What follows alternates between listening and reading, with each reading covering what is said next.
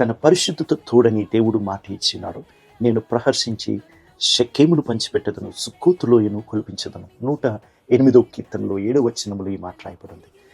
దేవుడు మనందరం ఇలా సమకూర్చబడినప్పుడు ఒక ప్రత్యేకమైన రీతిలో మాట్లాడువాడై ఉన్నాడు. మత్తయి 5లో జనులందరినీ కూర్చొని పెట్టి మాట్లాడినవాడు.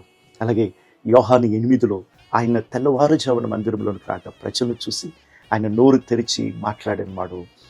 తన పరిశుద్ధాలయమందు దేవుడు మాట్లాడువాడు, మాట ఇచ్చువాడు అని ఉన్నది. ప్రైజ్ ది లార్డ్, ఆమేన్, హల్లెలూయా. ఈరోజు ఒక ప్రత్యేకమైన స్వరమును మనందరం విందుము గాక. ఈ యొక్క ఆదివార కాలంలో మనందరము దేవుని మందిరంలోకి వెళ్తుండగా ఆయన స్వరం వినపడుతు గాక. ఆయన వాగ్దానము మన జీవితంలో ఇవ్వబడును గాక. ఆమేన్, హల్లెలూయా. వాగ్దానములన్నీ క్రీస్తు ద్వారా సాధ్యమే. అది ఎలా సాధ్యపరచాడంటే షెకెము నాదే, రైట్. ఈ మాటను సుక్కోతు లోయను కొలిపించదని అంటాడు. సమరయ ప్రాంతాన్ని ఈ యొక్క యాకోబు కొని ఉన్నాడు. అదే ప్రాంతానికి క్రీస్తుని పంపించి ఆ సమరయనంతటిని దేవుడు గెలిచిన వాడై ఉన్నాడు. ప్రతి వాగ్దానం ఆయన ద్వారా మాత్రమే సాధ్యం. కాబట్టి కొలవబడిన వాగ్దానం నీ కొరకు నా కొరకు చేసినాడు. ఆ వాగ్దానాన్ని నెరవేర్చేవాడు, మాట ఇచ్చి మాట నెరవేర్చే దేవుడై ఉన్నాడు. ఆమేన్.